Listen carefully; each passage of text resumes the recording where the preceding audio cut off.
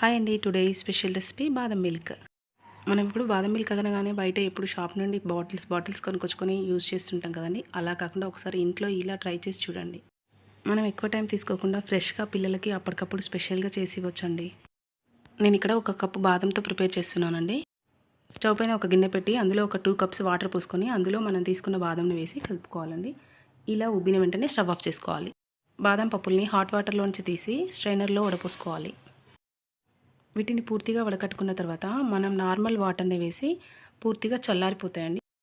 Normal water పోసిన వెంటనే బాదం పప్పుల్ని తీసి ఒక టవల్ పైన ఆరబెట్టుకోవాలి. తూడ్చేసేయండి తడి లేకుండా.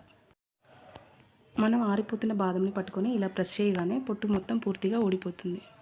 బాదం పప్పులన్నీ పొట్టు తీసిన తర్వాత తడి లేకుండా వాటర్ చెమ్మ అసలేం లేకుండా క్లాత్తో తూడ్చేసేయండి. బాదం పప్పులు పూర్తిగా తడి లేకుండా ఆరిపోయిన తర్వాత స్టవ్ పైన ప్యాన్ పెట్టి వేయించుకోవాలి. బాదం కొంచెం వేయించుకుంటున్న తర్వాత 2 స్పూన్ల జీడిపప్పు, 1 స్పూన్ పిస్తా వేసి వేయించుకోండి.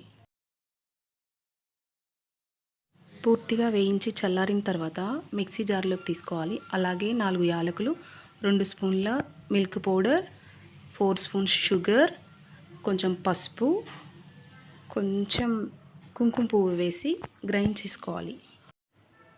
పూర్తిగా మిక్సీ పట్టేసేటప్పుడు స్మూత్ పౌడర్లా అవ్వాలండి. ఇక్కడ నేను కొంచెం బరుసుగా పట్టుకున్నాను. ఇంకా స్మూత్గా చేసుకోండి. స్టవ్ పైన గిన్నె పెట్టి కొన్ని పాలు పోసుకొని మరిగించుకోవాలి. 1-2 పొంగులు వచ్చే వరకు మరిగించుకోండి.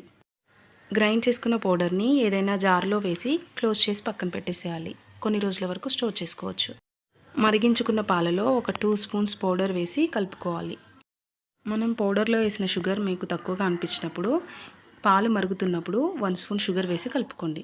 పౌడర్ వేసి కలుపుకున్న తర్వాత ఒక్క పొంగు వచ్చే వరకు కలపండి. తర్వాత స్టవ్ ఆఫ్ చేసుకొని పూర్తిగా చల్లారిన తర్వాత ఇలా గ్లాస్లోకి మార్చుకోండి.